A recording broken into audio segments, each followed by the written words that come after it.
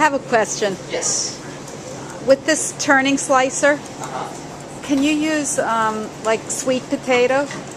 Yeah, it all depends on how hard of the vegetable. Sweet potato is a little hard, but if you use the flat blade with the attachments off, you should be capable of doing it as well as with mandolin. What about daikon? Daikon is actually what I use the turning slicer for to make pad thai.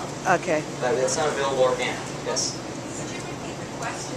She was asking if I use sweet potato. I was saying with the teeth attachments the turning slicer comes with, it makes it a little more difficult. It's probably just going to resist. You're probably going to end up injuring yourself or breaking the machine because it is made of plastic. You don't want something that tough. But the flat razor edge that comes with its stock is exact similar to the mandolin. So the mandolin, if you use just that way, you should be able to get a thin slice out of it.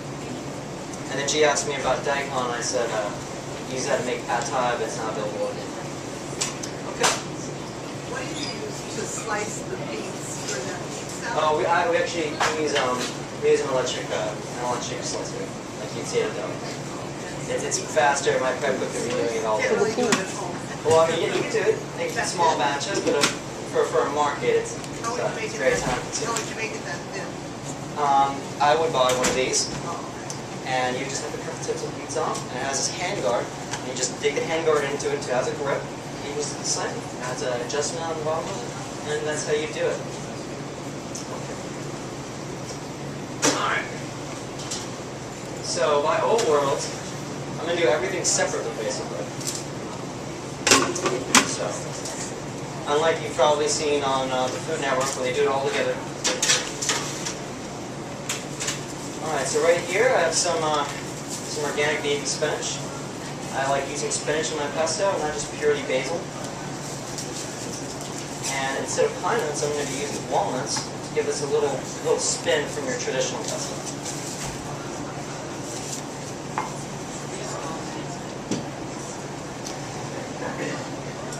Alright, so first, we're going to start with the grains.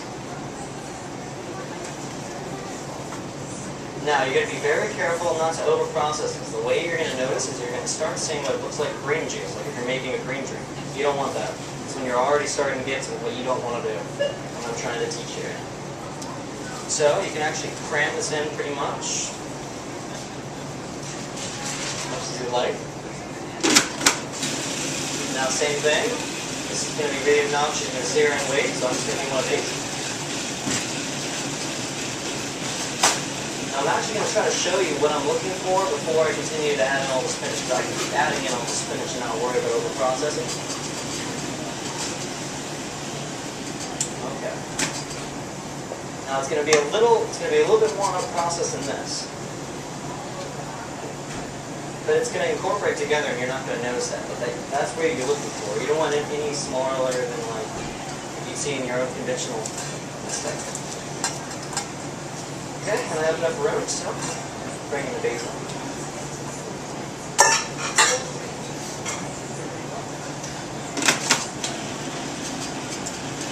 Yes.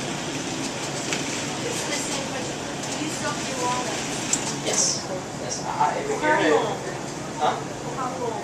Okay, well nuts, most nuts, you can soak nuts for a while. I would say overnight at least. But you have to rinse it every day. It's going to release tannins, it's going to and you know, always when you use spring water, living water if you can, or Dorsalamis roses is fine. But stay away from tap water. That's going to actually try to kill the nut. It's going to acidity in the water. Any kind of just a regular filtered water would that work? Excuse me? Regular filtered water would that work? Yeah, I mean like a carbon filter kind of thing? Yeah. That should be just fine. There should be less chlorine and not enough minerals in there for the pH not to be so bad. But in that instance, you don't want to keep it soaked for more than 5 days because then it's going to start breaking down and going rancid. So, yes? You sold them and then you dehydrate them. Can you keep them? What?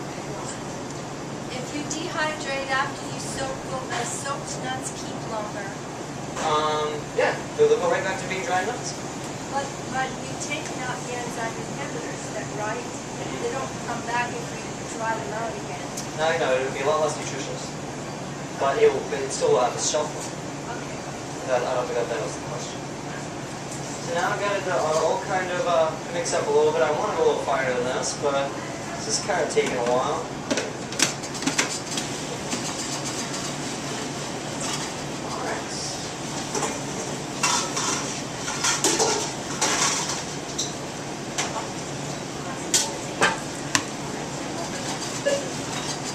Okay, cool. So now I'm going to get to the second step of the whole roll of pesto, and now I'm going to basically break down my nuts. It's going to make a little paste, and it's also going to leave a little bit of a chunk to it. See the nuts, you feel the crunch in your palate, all part of the senses.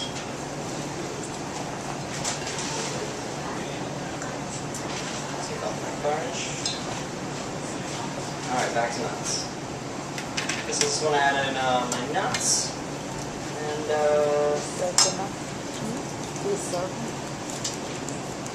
I forgot my garlic. So imagine if I had a little bit of garlic right here. No embarrassing, but this is when you add your garlic. So your garlic's going to mince down appropriately to the same effect.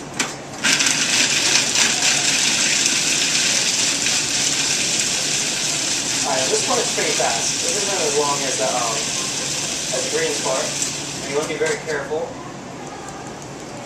If you're getting close, it starts looking like ground beef, you're getting close. So that's right when you need to start really paying attention.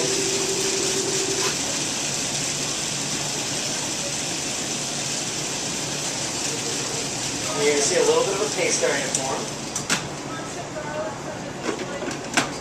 Excuse me? Too close? Why not? Anyway, let's make this legit. There's no garlic listed on the recipe. Oh really? Yeah, that's probably why I forgot about this. Did you soak? Do my checklist. Did you soak the nuts first? Yes. How long did you soak them? The one that is added in here, I Yeah. soak for your samples. I soak it overnight. Okay.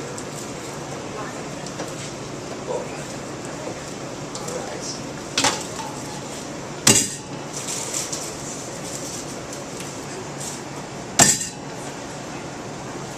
Some people like cracking the garlic noise. And I still haven't overprocessed the nuts, so you're still lucky if you were just like me, and this recipe actually, if you want to write this in on yourself, I was going to put down in 2 cloves of garlic. So go ahead and fill it in. That's what I'm adding in. Now I'm going to give it a slight mince, just so there's no big chunks of garlic. You don't want that little spicy bite. You know what I mean?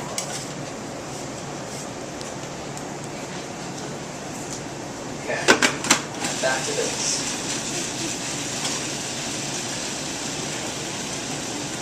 Alright, beautiful.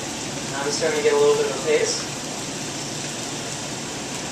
Actually, since I'm using such a little amount of nuts, I'm actually just going to add a little bit of liquid. Just because I want to get a little bit of more of a taste. Now this is what it's going to look like. See, it's like literally a paste. You still see the pieces of the nuts. That's exactly what you're looking for. So now I'm going to take this process of the walnuts and the garlic.